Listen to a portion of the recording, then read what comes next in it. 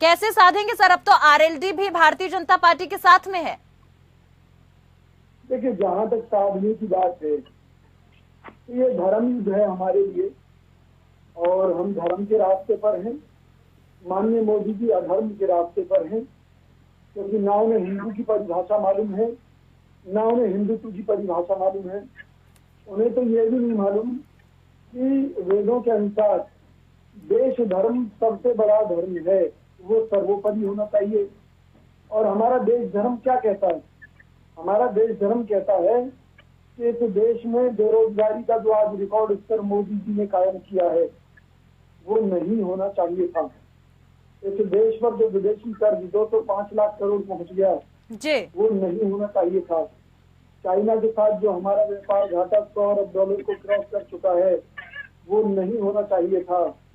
आज अगर लद्दाख के लोग, लेह लद्दाख के लोग मोदी सरकार के खिलाफ धरने पर बैठे हैं और क्लियर कह रहे हैं कि चाइना हमारी भूमि में घुसाया है और कब्जा कर दिया है, और मोदी सरकार लेह लद्दाख का खनन करने के लिए तैयार बैठी है, लूट रही है लेह लद्दाख को। इसी तरीके से जब महबूबा मुफ्ती ने ये भेद खोला था कि मोदी सरकार ने 370 धारा के कुछ अनुच्छेदों में इसलिए बदलाव किया है ताकि लिथियम और गोल्ड की माइंस जो कश्मीर के अंदर हैं, उनको अडानी के, अंबानी के हवाले किया जा सके। तो हमारा धर्म कहता है ये नहीं होना चाहिए था। हमारा धर्म कहता है कि जब रोजगार के बारे में लोग पूछें तो मोदी जी को रोजगार की बात करनी चाहिए, राम मंदिर की नहीं। जब राम मंदिर की बात हो तब राम मंदिर की बात होनी चाहिए। तो सबसे बड़ी बात यह है, बगल में छुरी मुंह में राम राम। आप एक तरफ जीत का विरोध करते हैं कि भाई गऊ हमारी माता है, गाय नहीं कटनी चाहिए, और दूसरी तरफ बड़े पैमाने पर हमारे देश के 20 अरब कंट्रीज को जा रहा है। मोदी जी ने आज तक क्यों रोक नहीं लगाई? मोदी राज में रिकॉर्ड स्तर को क्रॉस कर चुका है 20 का एक्सपोर्ट, पहली बात। और 2014 में मोदी जी को सबसे ज्यादा चंदा किन कंपनियों से मिला? 20 कंपनियों से मिला।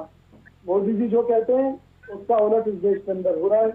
वो हिंदुओं की बात कर रहे हैं, लेकिन हिंदू लगातार कमजोर हो रहा है, हिंदुओं का रोजगार छीने जा रहा है, हिंदू खराब स्वास्थ्य को लेकर अस्पतालों में लुट रहा है, हिंदू महंगी शिक्षा के कारण प्राइवेट स्कूलों के हाथों लुट रहा है, सरकारी स्कूल बंद होते जा रहे हैं।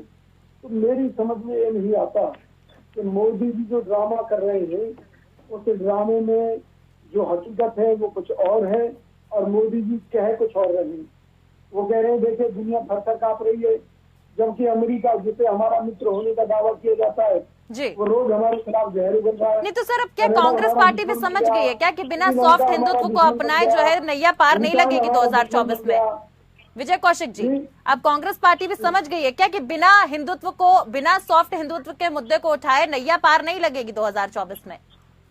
देखिए, आपको मैं सीधी सी बात बताऊं, कांग्रेस ने कभी धर्म आधारित राजनीति नहीं की, इसलिए हमने कभी ये गुणगान नहीं किया कि हमने हिंदुओं के लिए क्या क्या कुछ किया है।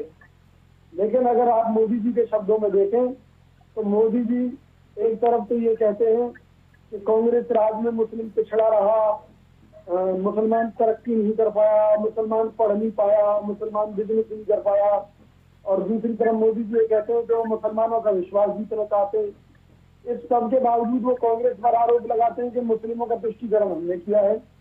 तो मोदी जी को तो ये नहीं मालूम कहना क्या चाहते हैं, वो केवल देश की जनता को बरगलाना चाहते हैं।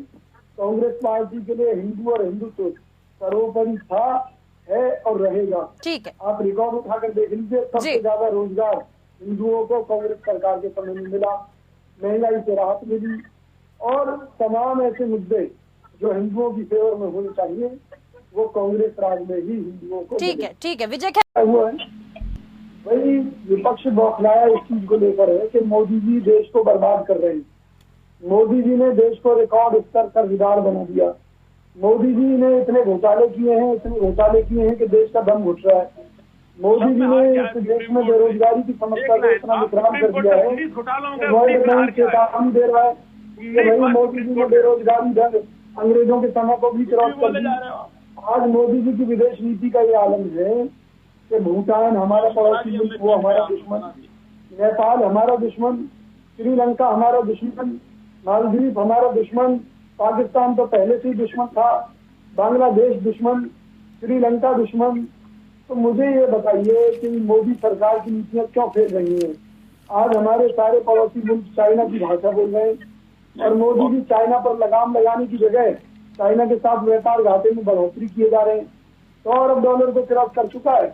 70 सालों में देश की किसी भी सरकार ने आरबीआई के रिजर्व फंड से ₹1 नहीं निकाला जी। मोदी जी 2 बार निकाल चुके हैं।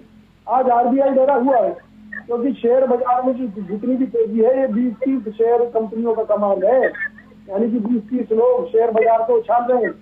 लेकिन कैसे उछल रहा है? जितना शेयर बढ़ाएंगे उतना बैंक से लोन ले लेते हैं, और जिस दिन भी शेयर बाजार नीचे जाएगा डूबेगा कौन? बैंक। तो आरबीआई डरा हुआ है। आरबीआई इसलिए डरा हुआ है कि अगर शेयर बाजार डूबता है तो इस देश की इकोनॉमी रफा करने चली जाएगी। और मोदी जी ने किया क्या है? देश के संसाधनों को बेचा है। देश में नहीं, वो तो अपने 10 साल के काम गिना रहे हैं ना सर। वो तो कह रहे हैं कि हमने 10 वर्षों में काम किए, विपक्ष भी गिनाए। लगातार भारतीय जनता पार्टी अपने 10 साल के कामों को गिना रही है। ये जो मुद्दे में बात कर रहे हैं मुझे देखिए, काम कौन से गिना रही है? वो काम वो गिना रही है जो केवल और केवल फर्जीवाड़ा है। कह रही है भ्रष्टाचारियों के नकेल कसने का काम किया भारतीय जनता पार्टी ने। अरे सुनिए ना, अजीत पवार को महाभ्रष्टाचारी कहते थे मोदी जी, हजारों करोड़ घोटाले का आरोपी आज मोदी जी के साथ मिलकर सरकार चला रहा है। छगन भुजबल, अशोक चौहान, अभी नवीन जिंदल जी जो कांग्रेस में थे और मोदी जी जिनको कहते थे कोयला चोर, कोयला घोटाला हजारों करोड़ का, आज उसको पार्टी में लिया, आधे घंटे बाद में उनकी टिकट डिक्लेयर कर दी। हरियाणा में जो इनके सांसद के उम्मीदवार है 10 में से 6 तो कांग्रेस ही है। आप ये लगा लीजिए, ये हालत है। जिनको खुद भ्रष्ट बेईमान कहते हैं, जिनके खिलाफ सीबीआई ईडी की जांच चलाते हैं, उन्हें बीजेपी में शामिल करके सर्टिफिकेट दे देते हैं। भाई ये तो बहुत बड़ा ईमानदार आदमी है जी। ये तो भ्रष्टाचार की हकीकत है इनकी। ये खुद महाभ्रष्ट हैं। 2014 से पहले देश और दुनिया की सबसे गरीब पार्टी थी भारतीय जनता पार्टी, आज देश और दुनिया की सबसे अमीर पार्टी है। इलेक्ट्रल बॉन्ड सबसे बड़ा घोटाला है दुनिया का, जिसमें सीबीआई की ईडी की रेड पड़वाई गई बिजनेसमैनों पर और उन चंदा लेकर फाइलें बंद कर दी गई। एक कंपनी का 250 करोड़ रुपए टैक्स माफ किया गया, 150 करोड़ चंदा ले लिया गया।